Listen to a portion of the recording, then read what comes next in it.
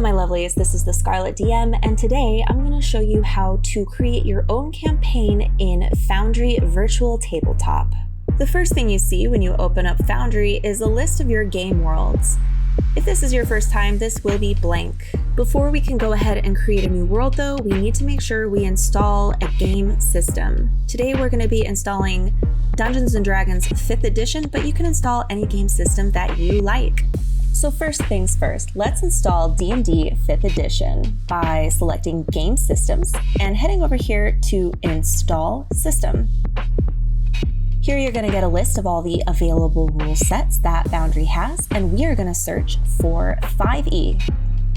Here you'll find it, go ahead and click Install and it will be ready to go.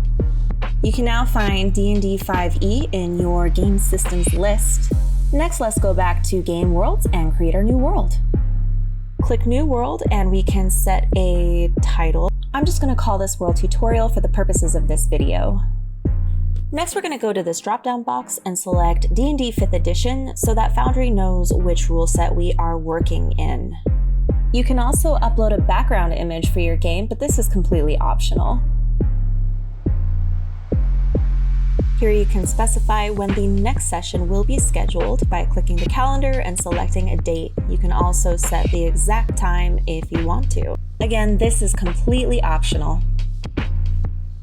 Lastly, you can add a description to your world. You can include formatting for your text and images, whatever you'd like, and then just hit Create World. Here your world will appear with its name, all of the information that you set, its file path. You can go back at any time to edit these details, but for now everything looks good, so let's move on. All right, it is time to click Launch World, and this will bring you to an entry page. Here you'll find all the information that you entered in the previous step, including the world name, the description, your dates of the next session, as well as the players that are involved. It's just us right now, but we'll change that later. For now, let's choose our username, which is Game Master.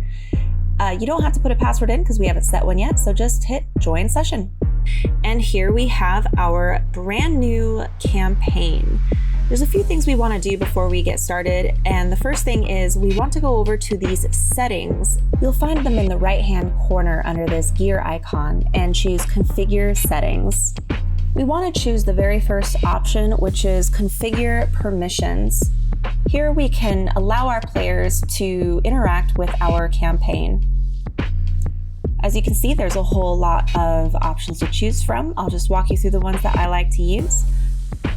The permissions I like to give my players include configure token settings, create journal entries, create map notes, create new actors, create new items, create new tokens. One last thing I like to uncheck is pan to token speaker. This can get a little annoying when people start chatting in the chat log, so I just check that off. And I pretty much leave everything else the same, but you're welcome to look around these options and see what works for you.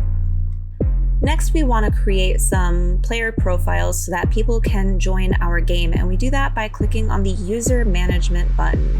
Here you can add new players to your campaign and assign them different roles. You can even give them their own password so that they can log in. You can give them a name or leave it player 2.